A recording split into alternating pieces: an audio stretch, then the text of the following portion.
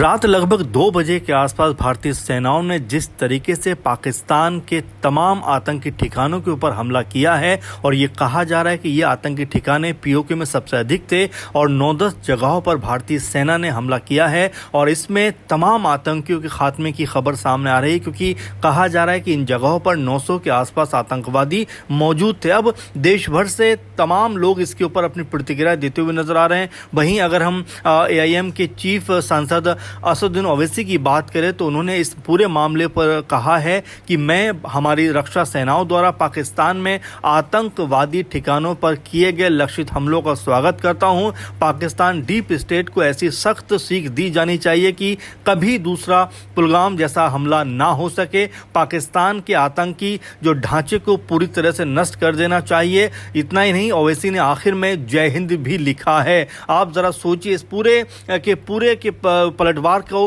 कहीं ना कहीं पूरा देश इंतजार कर रहा था। तमाम प्रतिक्रिया सामने आ रही थी कि आखिर भारत बदला क्यों नहीं ले रहा है, लेकिन यह भी कहा गया कि भारत जो है वो चुप नहीं बैठेगा, बदला लेगा। CM योगी ने भी बीते दिनों ये कहा था कि भारत किसी को छेड़ता नहीं है, लेकिन अगर कोई छेड़े तो फिर उसको छोड़ता नहीं है। तो फिलहाल असदुद्दीन ओवैसी ने जिस तरह से ऑपरेशन सिंदूर के ऊपर अपनी प्रतिक्रिया दी है, उससे पाकिस्तान के अंदर खलबली और बढ़ती हुई नजर आई, क्योंकि ओवैसी ने साफ तौर पर कहा है कि मैं भारतीय सेना के द्वारा जो कदम उठाया गया है उसका स्वागत करता हूं। पाकिस्तान जो एक ऐसा देश है जहां पर आतंक का गढ़ बना हुआ है, आतंक के ठिकाने वहां पर मौजूद हैं और उसको ऐसी सीख दी जानी चाहिए थी, क्योंकि इसके बाद हम दूसरा पहलगाम बर्दाश्त नहीं करेंगे और बेहतर होगा कि पाकिस्तान का जो आतंकी ढांचा है उसको पूरी तरीके से खत्म कर देना चाहिए। ये शब्द असदुद्दीन ओवैसी के हैं और जिस बेबाकी से अपने बयानों के लिए वो जाने जाते हैं, उसी बेबाक अंदाज में उन्होंने पाकिस्तान को जो है करारा